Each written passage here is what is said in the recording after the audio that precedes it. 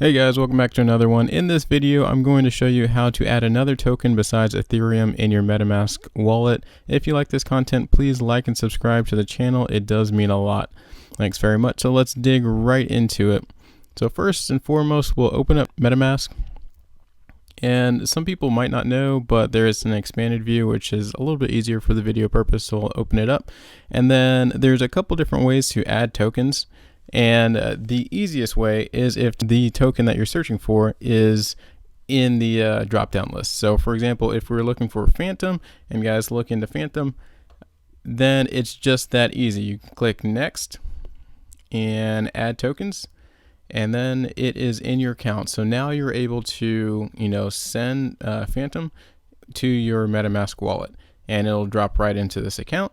And likewise, you can send it out of this account right here into a different wallet or somewhere else back onto an exchange. But there is another situation where if you want to add a token, let's say AMP or Flexa AMP, it's not there. You type in AMP and you're just like, okay, well, that is cool. I know it's an ERC20 token and it should totally be there. MetaMask has a little guide for this, and it's kind of summarized here. What is a token contract address? And in summary, if you tried adding a new token in your wallet, one thing you could notice is the form field asking for a token contract address. This refers to the location of the actual token contract that manages the logic for the tokens. It's not the address for your own personal tokens. So you could definitely lose some tokens if you do, your Coinbase exchange wallet. It's not looking for that one. And essentially it says, go to this website, etherscan.io/tokens. And if we check it out, this has, the contract address for all of the ERC20 tokens. All you have to do is type in the token name. So in this case, we're looking for AMP. Here it is. Let this load, search in progress.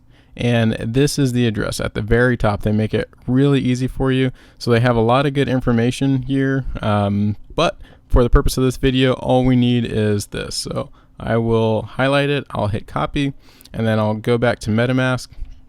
Once again, we're going to add a token. We looked for AMP before and it was not there. So what we're going to do is get a custom token, and the token contract address, will control paste that in there.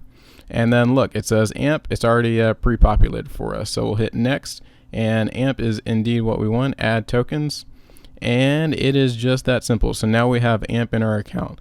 So in summary, this is kind of how I showed you, ETH is the one that's always there. It's auto-populated with MetaMask.